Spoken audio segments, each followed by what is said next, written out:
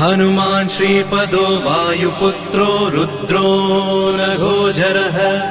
अमृत्यवीरवीरश्च ग्रामवासो जनाश्रयः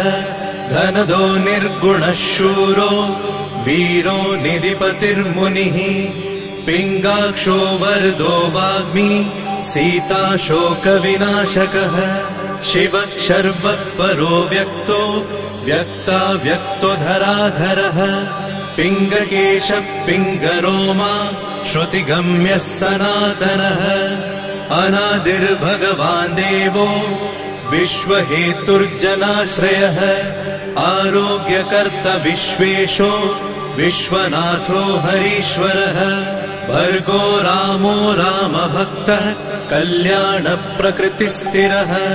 विश्वम्भरो विश्वमूर्तिर्